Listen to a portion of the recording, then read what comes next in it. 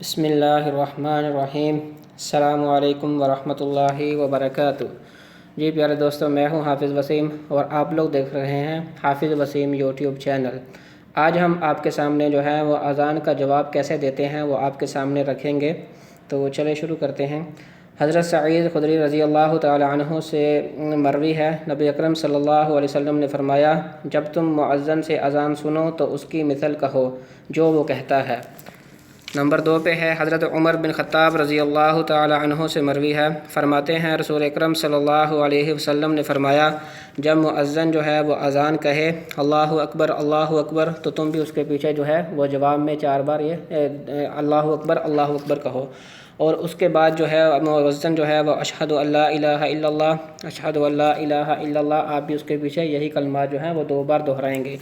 اس کے بعد جو ہے وہ مؤذن اشہد ان محمد الرسول اللہ کہے گا، آپ بھی اس کے پیچھے جو ہے یہ کلمات جو ہیں وہ دہرائیں گے۔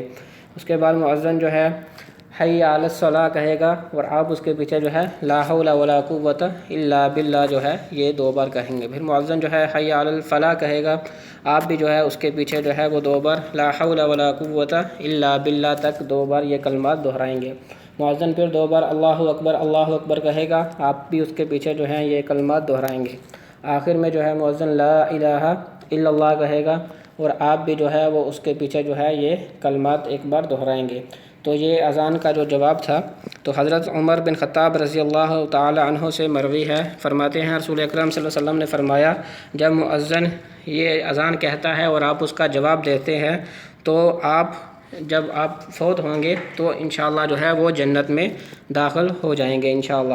اور اس کے بعد جو ہے وہ تیسری فضیلت ہے، حضرت سعد بن ابی وقاص رضی اللہ تعالی عنہ رسول اللہ صلی اللہ علیہ وسلم سے روایات کرتے ہیں، آپ نے فرمایا، جو شخص مؤذن سے اذان سن کر یہ کلمات کہے تو اس کے گناہ بخش دیے جاتے ہیں، اور وہ کلمات کچھ اس طرح سے ہیں، میں آپ کے سامنے جو ہیں وہ اردو میں رکھ رہا ہوں۔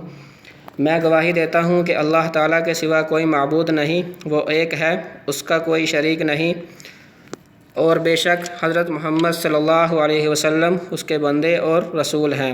میں اللہ تعالیٰ کے رب ہونے اور حضرت محمد صلی اللہ علیہ وسلم کے رسول ہونے اور اسلام کے دین ہونے پر راضی ہوں۔ جی پیارے دوستو، یہ تھا اذان کا جواب، اس طرح سے دیتے ہیں، اور اس کی 2-3 فضیلتیں تھیں۔ تو انشاءاللہ ملتے ہیں نیکسٹ ویڈیو میں۔ اللہ کریم آپ کا حامی و ناصر ہو۔ السلام علیکم ورحمۃ اللہ وبرکاتہ۔